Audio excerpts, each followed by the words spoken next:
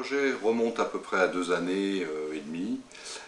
Il est né d'un appel du délégué à l'appui au secteur protégé d'Air France, Daniel Merlin pour ne pas le nommer, qui nous a demandé s'il y avait une éventualité pour mettre en place et remplacer en fait le service courrier du siège d'Air France. Nous travaillons avec des personnes qui sont en handicap psychique et qui, ces personnes ont effectivement une grande potentialité.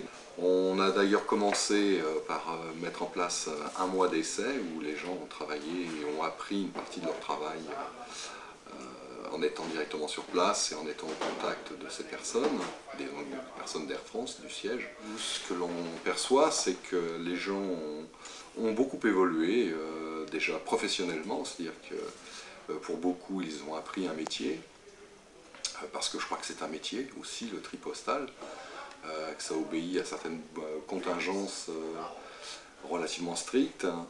Alors ici, à ce poste, on saisit dans le système Gaëtan le plan d'acheminement que l'on a pour envoyer tous les sacs à chaque destination. Ça nous oblige à peser chaque sac que l'on prépare. Alors là, on est en train de noter les sacs d'arrivée qui viennent du monde entier, de l'Europe. Un sac, 1 kg, 650.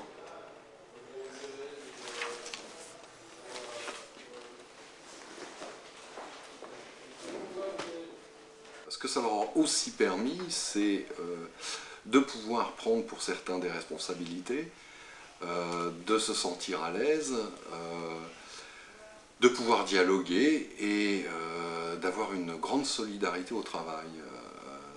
C'est-à-dire que, en fait, l'exclusion, entre parenthèses, dont ils étaient victimes, en fait, a été une grande force pour eux, parce qu'en fait, ils se sont unis entre eux et ils ont collaboré sur tous les travaux qu'il y avait à faire, puisque en fait, le service courrier, c'est pas simplement que mettre des enveloppes dans des casiers, c'est aussi toute une partie annexe qui est de la gestion informatique, qui est la gestion des sacs, la gestion des livraisons, tenir des annuaires à jour, c'était tout ça.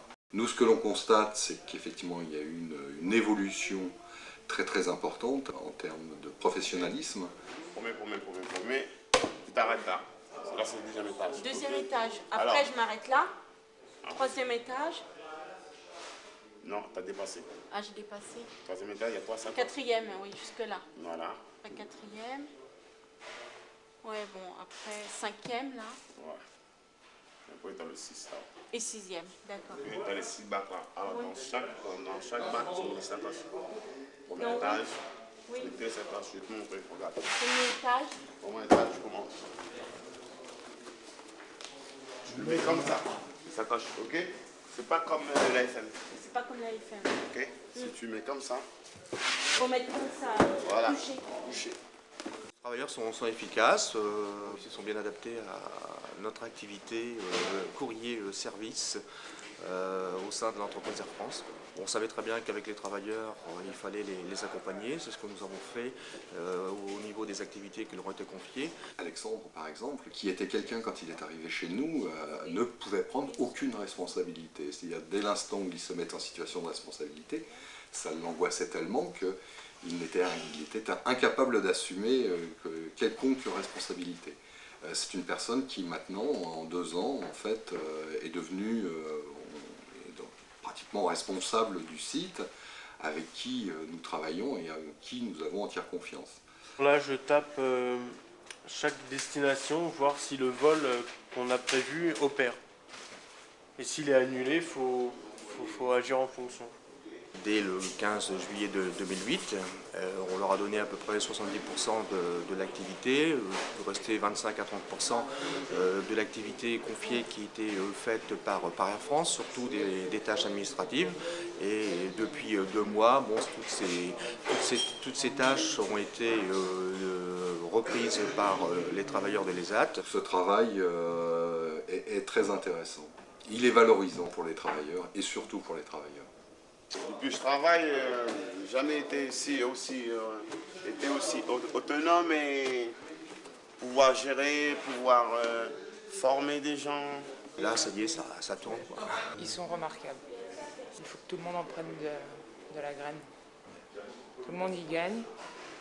Eux, ils grandissent. Milieu ordinaire, nous aussi, parce que du coup, ça baisse pas mal d'idées arrêtées et de préjugés. Voilà, ils sont capables.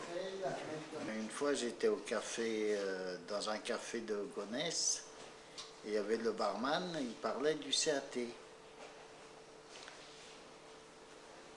Et il s'étonnait qu'au CAT, on nettoyait des voitures. On lavait des voitures, on nettoyait l'intérieur, à l'aspirateur, tout ça.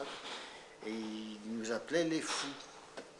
Il disait, oui, les fous, ils nettoient les voitures et ils le font bien, et ceci, cela, et les fous ceci, les fous cela.